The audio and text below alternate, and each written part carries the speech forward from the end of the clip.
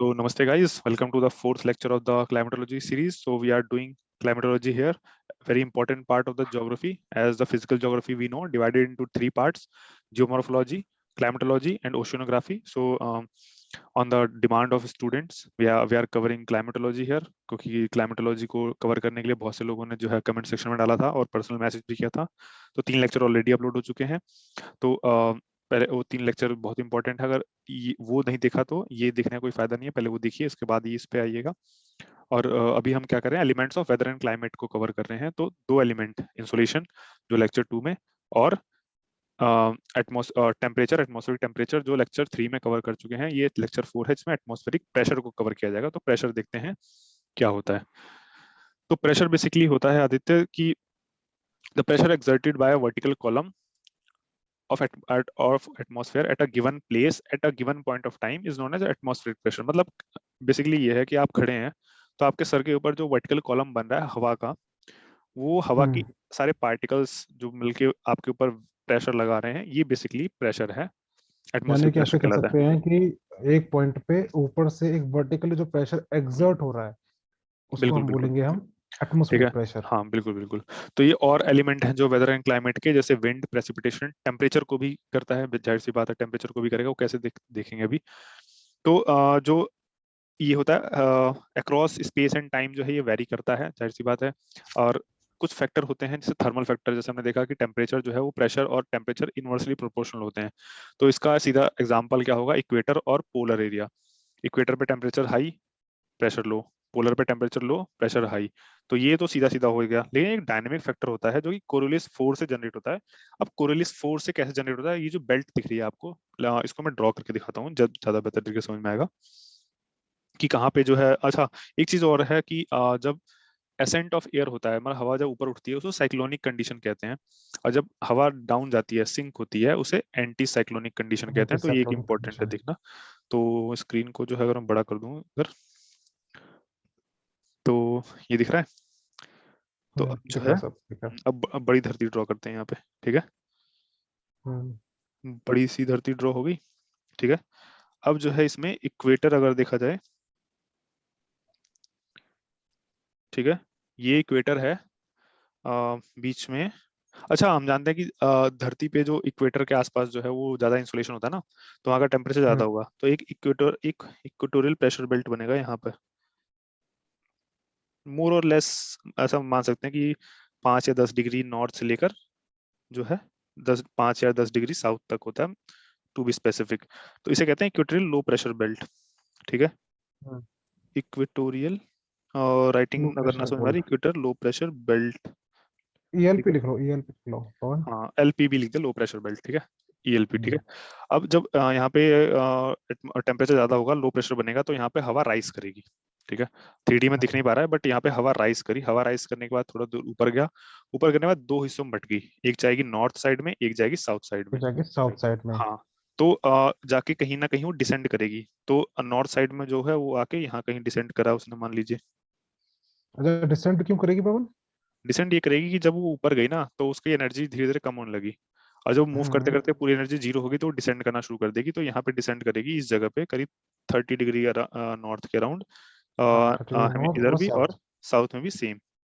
हम्म. तो एक बेल्ट यहाँ बनेगा 30 डिग्री तो साउथ जहाँ में. पे, हाँ, जहाँ पे ये डिसेंड कर रही होगी वहां पे हम बोलेंगे high pressure high belt, pressure, right? बिल्कुल वहां पे हाई प्रेशर बनेगा. और ये इसको जो है हॉर्स लेटीट्यूड भी बोला जाता है, ऊपर नीचे दोनों, ठीक है. ओके. इसे कहते हैं horse latitude. Horse latitude basically इसलिए कहते हैं क्योंकि यहाँ पे जो है ना, कोई कहानी थी. एक कहानी ये है कि यहाँ पे हवाएं चलती नहीं है क्योंकि हाई प्रेशर जोन बन जाता है ना यहाँ पे.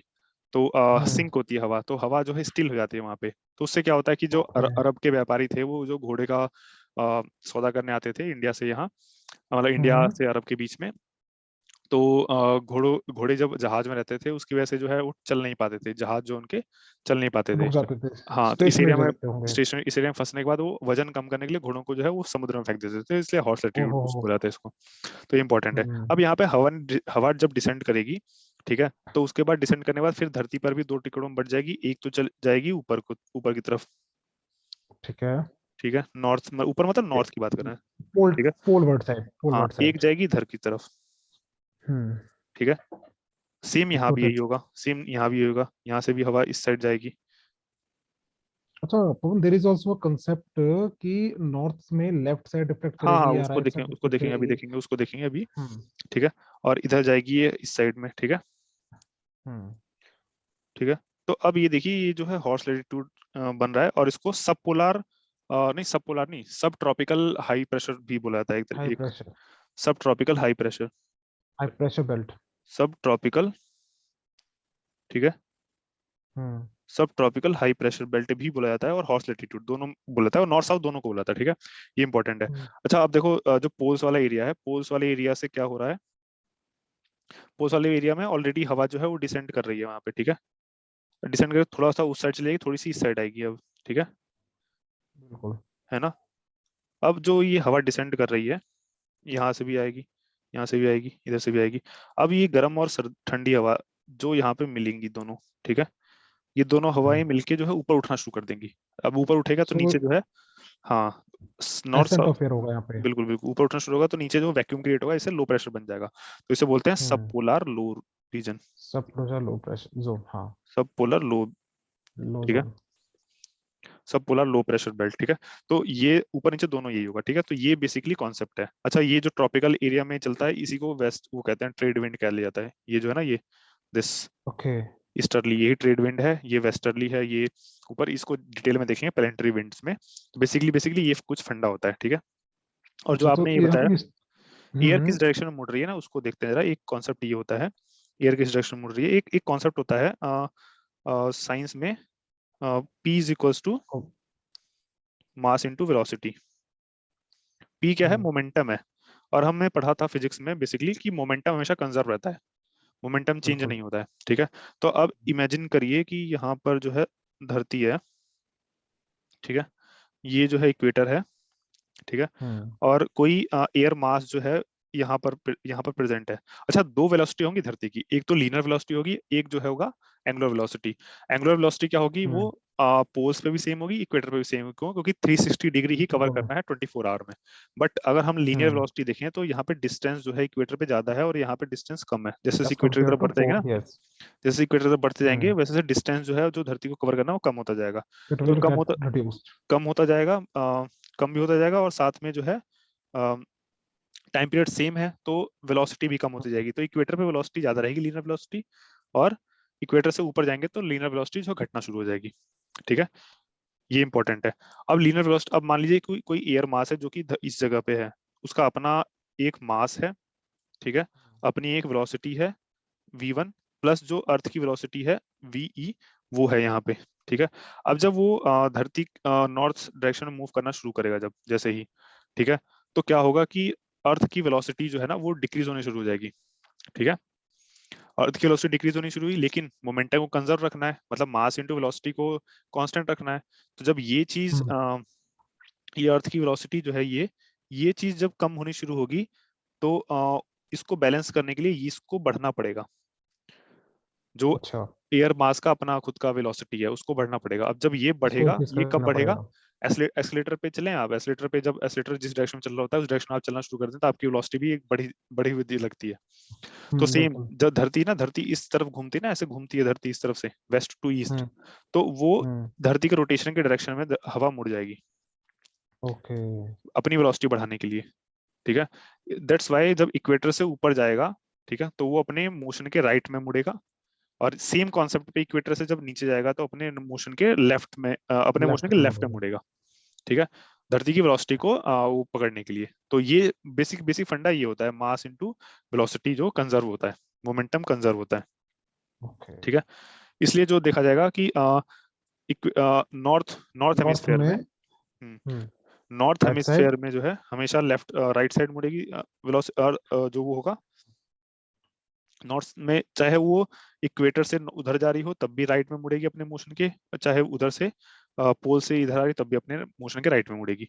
सेम यहाँ पे हम्म। होगा, मोशन अपने मोशन के जो है लेफ्ट में मुड़ेगी धरती, इधर जो एयर मास है वो एयर मुड़ेगी। मास बिल्कुल बिल्कुल लेफ्ट में हाँ। मुड़ेगा अपने मोशन के, और इधर से आते हम्म। हुए भी अपने उसके लेफ्ट में मुड़ेगा, ठीक है। तो तो ये यहाँ पे कॉन्सेप्ट मेन होता है चीज हमें बेसिकली। यहाँ पे ये ध्यान देना है इस कॉन्सेप्ट में कि मोशन है उस एयर का, कहाँ से वो ओरिजिन हो हाँ, रहा है, मोशन, बिल्कुल उस बिल्कुल, हिसाब से हमें ठीक है, मूव करना है। बिल्कुल बिल्कुल, ये ओके सर। इंपॉर्टेंट है, ठीक है।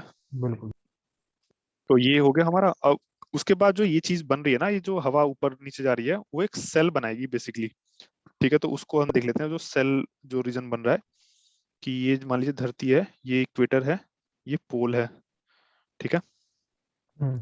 पोल पे क्या है, हवा जो है डिसेंड हो रही है यहाँ पे, इक्वेटर पे जो है हवा राइज हो रही है, ठीक है। अब राइज होने के बाद जो है कुछ हवा इधर चली जाती है, कुछ हवा उधर चली जाती है, ऑफ कोर्स वो देखा हमने। और एक टाइम के बाद जो है वो फिर डिसेंड हो जाती है यहाँ पे, ठीक है। हम्म। तो ये इक्वेटर लो प्रेशर वाला रीजन है, ये वाला, this one, equator, equator low pressure region. और यहाँ पे जो डिसेंड हो रही, जो हॉर्स लैटिट्यूड बना रहा था, और सब ट्रॉपिकल 30, हाई, सब ऐसे कह ट्रॉपिकल, सकते हैं 30 डिग्री नॉर्थ का हाँ, सब रीजन है ट्रॉपिकल, ये। सब ट्रॉपिकल हाई प्रेशर या हॉर्स हाई लैटिट्यूड प्रेशर जो बोले जोन। इसको, यहाँ पे जो है वो हो रही है। अब यहाँ पे डाउन होने के बाद दो साइड में चली जाएगी ना, एक यहाँ दोनों भी साइड चली जाएगी, बटेगी। एक इधर चली जाएगी, ठीक है। हम्म। अब जो इधर से वो आ रही है, हवा आ रही है पोल से, ठीक है, वो भी इधर जाएगी, ठीक। हम्म। अब जो ये जहाँ पे दोनों ये मिल रही है, वहां पे जो है वो उठ जाएगी हवा, फिर से एसेंट ऑफ एयर ठीक होगा। है। और सेम ये फिर ये जो है वो साइकिल कंप्लीट कर लेगी ऐसे करके, ठीक है। तो ओके। अगर हम ध्यान से देखें तो इसमें कुछ सेल बन रहे हैं, ठीक है। हाँ, तो हम 3 सेल देख सकते हैं यहाँ पे ना। बिल्कुल बिल्कुल, इसी एक। को जो है हम्म। बोला गया, ये जो ये इक्वेटर और सब ट्रॉपिकल हाई के बीच में जो बन रहा है, इसे बोला गया हेडली सेल, ओके। ठीक है। ये हेडली सेल है, ठीक है। और हम्म। ये जो बोला गया, इसको फेरल ने डिस्कवर किया था, तो ये इसको बोला गया फेरल सेल, पैरेलल सेल। ठीक है, फेरल सेल। और ये जो है ये वाला जो रीजन है, ठीक है। अच्छा, ये वाला जो पॉइंट हमें बताना भूल गया, इसको सब पोलर लो बोला था ना, जो हमने सब देखा था, पूरा रो। सब पोलर लो प्रेशर बेल्ट। तो सब पोलर लो हम्म। और पोल के बीच में जो बनेगा उसको पोलर सेल, इसका नाम आसान है याद करना, ये nothing but polar because it cell, is nearest to the pole, तो उसको बिल्कुल, पोलर सेल बोल ठीक रहे है। हैं। तो ये और कॉन्सेप्ट है। गाइस डोंट बी कंफ्यूज्ड कि ये अर्थ हमारा राउंड होता है या एलिप्टिक होता है, हाँ, तो बिल्कुल ये बिल्कुल, हमने लीनियर ले लिया है ताकि हम्म, आपको समझाने में आसानी रहे। बिल्कुल। और सेम जो है वो ये नदर हेमिस्फेयर का ले लिया हमने, सदर्न हेमिस्फेयर में भी सेम बनता है ये, हाँ, दोनों में सेम बनेगा। ठीक है। ये एक इंपॉर्टेंट कॉन्सेप्ट है, ठीक है। उसके अलावा जो है ठीक है, ये उठना, साइक्लोन, ये डायनेमिक फैक्टर। अच्छा, ये जो जो ये चीजें उठ रही है ना, ये और ये जो है तुम्हारा डायनेमिक फैक्टर है, और इक्वेटर पे और पोल पे जो बन रहा है वो थर्मल फैक्टर की वजह से, ठीक है, बिल्कुल। ठीक है। और जहाँ लो प्रेशर है वहाँ साइक्लोन बनेगा, जहाँ हाई प्रेशर है वहाँ एंटी साइक्लोन बनेगा, जाहिर सी बात है ये, ठीक है। और इक्वेटोरियल लो प्रेशर बेल्ट जो होता है, ठीक है, उसी को आईटीसीजेड बोला जाता है। आईटीसीजेड क्यों? क्योंकि जो दोनों तरफ से आने वाली हवाएं है ना, ये वाली, ठीक है, ट्रॉपिक से आने वाली हवाएं यहीं पे कन्वर्ज होती हैं, इसलिए इंटर ट्रॉपिकल कन्वर्जेंस जोन बोल दिया जाता है इसको। जैसे फॉर एग्जांपल, ये अगर यहाँ पे देखें हम, ठीक है, ये जो है हम्म। इक्वेटर है, इक्वेटर लो प्रेशर बेल्ट मान लीजिए, ठीक है। ये जो है सब ट्रॉपिकल हाई प्रेशर बेल्ट। तो यहाँ से जो आने वाली हवाएं हैं, ठीक है, ये बेसिकली ट्रॉपिक वाला एरिया है ना ये। हम्म। तो ये आने वाली हवाएं यहाँ आके कन्वर्ज हो रही है ना, ठीक है, हम्म। कन्वर्ज हो रही है, इसलिए जो है वो ट्रॉपिक की आने वाली हवाएं इंटर ट्रॉपिकल कन्वर्जेंस जो जोन के आपस पास। में कन्वर्जेंस को कन्वर्जेंस जोन बोल दिया जाता है। ओके। बिल्कुल। अब देखते हैं विंड क्या होता है। विंड नथिंग बट एक एटमॉस्फेरिक सर्कुलेशन को विंड कहते हैं। It can be horizontal, it can be vertical. Vertical में दो तरह होंगी, अभी देखा हमने, असेंड करेगी, या तो ऊपर उठेगी या फिर डाउन जाएगी, ठीक है। और हम्म। ऊपर उठती है तो उसको कहते हैं साइक्लोनिक कंडीशन, डाउन होती है तो उसको anti cyclonic condition. Anti cyclonic horizontal, condition. बिल्कुल, हॉरिजॉन्टल में भी दो होंगी, एक सरफेस पे चलेगी विंड, एक जो है अपर हम्म। एटमॉस्फेरिक विंड होगी, ठीक है। सरफेस पे देखा ना, बिल्कुल। सरफेस पे जो है चल रही थी हवाएं, और अपर एटमॉस्फेयर में भी चल रही थी ना वो, हॉरिजॉन्टल, हम्म। ठीक है। एक वो हॉरिजॉन्टल है। सरफेस पे। तो जो कैरेक्टरिस्टिक, जो ऐसी चीजें होंगी जो विंड को इन्फ्लुएंस करेंगी, वो क्या क्या चीजें होंगी? एक तो प्रेशर ग्रेडियंट फोर्स, ठीक है, डिफरेंस बिटवीन प्रेशर। जैसे मान लीजिए यहाँ पे हाई प्रेशर है, ठीक है, यहाँ हाई प्रेशर है और यहाँ जो है लो प्रेशर है, तो एयर हमेशा जो है हाई प्रेशर से लो प्रेशर की तरफ मूव करेगी, ठीक है। और इसी प्रेशर का बिल्कुल। डिफरेंस होता है जो P2 - P1, जिसे डेल्टा पी बोला जाता है, इसी बोला जाता है प्रेशर ग्रेडियंट फोर्स। तो डिफरेंस जो प्रेशर होगा ना, हाई प्रेशर लो प्रेशर, वहां जो है हवाएं जाएंगी। तो ये इंपॉर्टेंट है। फ्रिक्शन बहुत इंपॉर्टेंट है। फ्रिक्शन कैसे रोकता है? जैसे मान लीजिए जंगल के थ्रू तरफ से हवा गुजर रही है तो फ्रिक्शन से रोक देगा। जैसे आप घर में ही रहते हैं अपने, तो बाहर अगर निकल के देखेंगे तो हवा चल रही है, घर के अंदर नहीं हवा महसूस होगी, क्योंकि आपका जो घर हम्म। है वो बैरियर की तरह काम कर रहा है, तो फ्रिक्शन रोक रहा है उसको। तो जो हम्म। है वो वेलोसिटी ऑफ विंड और डायरेक्शन दोनों को अफेक्ट करेगी, जाहिर सी बात है।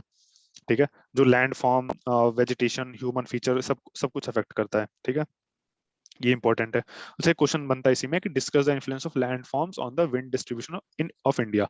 तो वही लैंड फॉर्म का डिस्ट्रीब्यूशन कैसे जो है विंड को अफेक्ट करता है, तो इसमें जो है वेस्टर्न घाट का एग्जांपल दे देंगे, अलग अलग जो है ह्यूमन जो स्ट्रक्चर है उसका एग्जांपल दे देंगे, जंगल का एग्जांपल दे देंगे कि कैसे जो है ये अफेक्ट कर रही है। ठीक है, और थर्ड पॉइंट होता है कोरियोलिस फोर्स। कोरियोलिस फोर्स जो हमने देखा वही जो मास इनटू वेलोसिटी, मोमेंटम कंजर्व हो रहा है जो, वो दैट्स वाई। तो अच्छा, कोरियोलिस फोर्स का एक फॉर्मूला होता है, जो कोरियोलिस फोर्स जो है ना उसका अगर फॉर्मूला ध्यान से देखेंगे तो उसमें एक तो लेटीट्यूड लेटीट्यूड इन्वॉल्व होता है। लेटीट्यूड का मतलब कितने डिग्री पे है। ठीक है, डिग्री, और उसकी वेलोसिटी, बिल्कुल, विंड उसको की साइन वेलोसिटी। साइन थीटा से बेसिकली मल्टीप्लाई किया जाता है जो भी चीज है उसमें। ठीक है, हम्म। साइन थीटा से मल्टीप्लाई करने का मतलब ये है कि जब इक्वेटर पे थीटा जीरो होगा, ठीक है, और थीटा अगर इक्वेटर पे जीरो है तो साइन थीटा ऑटोमेटिकली जो है वो हो जाएगा जीरो। दैट्स वाई इक्वेटर पे जीरो। मिनिमम होता है, और पोल्स पे जाके हम्म। थीटा 90 हो जाएगा, तो पोल्स पे जो है एट वन। 90, हाँ बिल्कुल 90 डिग्री पे जो है साइन जो होगा वो हो जाएगा 1। तो पोल्स वन पे हो जो है जाएगा। मैक्सिमम कोरियोलिस फोर्स होता है, ये इंपॉर्टेंट है। हम्म। फिर एक जियोस्ट्रॉफिक विंड है जो कि वही इंपॉर्टेंट, जो अपर एटमॉस्फेयर में कैसे मुड़ता है कैसे नहीं मुड़ता है। फिर high pressure point, high pressure point जहां बनता है वहां पे बनेगा एंटी साइक्लोनिक कंडीशन। ठीक है, और एंटी साइक्लोनिक और लो प्रेशर के अराउंड बनेगा साइक्लोनिक कंडीशन। इसकी इंपॉर्टेंस जानना ये है कि जो साइक्लोन होगा, ठीक है, ये आगे वाले साइक्लोन वाले चैप्टर में पढ़ेंगे कि साइक्लोन जो होगा ना उसकी खासियत ये होगी कि वो नॉर्दर्न हेमिस्फेयर में एंटी क्लॉकवाइज मूव करेगा। ठीक है, नॉर्दर्न हेमिस्फेयर में जो है एंटी क्लॉकवाइज मूव करेगा। अच्छा, क्लॉकवाइज एंटी क्लॉकवाइज किसी को ना पता क्लॉकवाइज हो। इन नॉर्दर्न हाँ, हेमिस्फीयर। ठीक है, ये जैसे क्लॉक होता है ना, ठीक है, तो क्लॉक जो घड़ी होती सुई होती है वो कैसे मूव करती है, वो ऐसे इस डायरेक्शन मूव करती है ना, तो ये क्लॉकवाइज है। ठीक है, क्लॉकवाइज डायरेक्शन है। तो साइक्लोन होगा नॉर्दर्न हेमिस्फीयर में एंटी क्लॉकवाइज, ठीक है, सदर्न में क्लॉकवाइज। और एंटी क्लॉकवाइज। साइक्लोनिक होगा वो उल्टा होगा, वो हम्म। नॉर्दर्न में क्लॉकवाइज, सदर्न में एंटी एंटी क्लॉकवाइज। क्लॉकवाइज। ठीक है, तो ये कुछ इंपॉर्टेंट फैक्टर थे इसके विंड्स के। तो टाइप्स ऑफ विंड अगर हम देखें, टाइप्स ऑफ विंड को वैसे अलग अलग दूसरे लेक्चर में कवर करेंगे, बट टाइप्स ऑफ विंड अगर देखें तीन तरह के विंड होंगे। एक वो जो पूरे प्लेनेट पर सेम चलेंगे, ठीक है, इरिस्पेक्टिव ऑफ द एरिया, जैसे हमने देखा था ना वो, एक तो इक्वेटरी लो प्रेशर पे था, ठीक है, फिर हम्म। ये ये सब ट्रॉपिकल हाई प्रेशर था, ठीक है, उसका सब पोलर लो प्रेशर था, बेल्ट था यहाँ पे। तो इसके बीच में जो हवाएं चल रही थी ये ईस्टर्लीज कह लो या ट्रेड विंड कह लो इनको, ठीक है, ये पूरे प्लेनेट पे जो है सेम चलते हैं, ग्लोबल विंड कहते हैं उसको। तो ये प्लेनेटरी विंड है। कुछ रीजनल विंड होती हैं दो तरह की, जैसे मानसून हो गया, साइक्लोन साइक्लोन हो गया, इसको कवर करेंगे डिटेल में अभी। फिर जो है लोकल विंड, लोकल विंड जैसे उसी पर्टिकुलर एरिया में, इसके कुछ एग्जांपल हैं जैसे लू हो गया, ठीक है, लैंड ब्रिज, सी ब्रिज। तो इसको जो है दूसरे लेक्चर में कवर करेंगे टाइप्स ऑफ विंड में, तो वो क्या क्या होती हैं। तब तक की जो है ये लेक्चर यहीं पे छोटा सा लेक्चर था ये। टाइप्स ऑफ विंड जो है अगले लेक्चर में कवर किया जाएगा, जिसमें जो है पूरा प्रॉपर एक्सप्लेन किया जाएगा प्लेनेटरी विंड क्या होती हैं, रीजनल विंड क्या होती हैं, लोकल विंड्स क्या होती हैं। तो टिल देन, तब तक के लिए जो है ये 4 लेक्चर बढ़िया अपलोड से हो चुके रिवाइज हैं। करो। बिल्कुल 4 लेक्चर रिवाइज करिए, और हाँ। नोट्स लेने हैं अगर, तो इसमें से नोट्स भी बना सकते हैं। ये एनसीईआरटी के नोट्स हैं, बहुत ऑथेंटिक नोट्स हैं। अगर इससे जो है मोस्ट ऑफ द क्वेश्चन जो है वो क्लाइमेटोलॉजी के बड़े आराम से सॉल्व हो जाएंगे, प्रीवियस ईयर के पेपर भी सॉल्व करके देख सकते हैं आप। ठीक है, बिल्कुल। तब तक के लिए थैंक यू।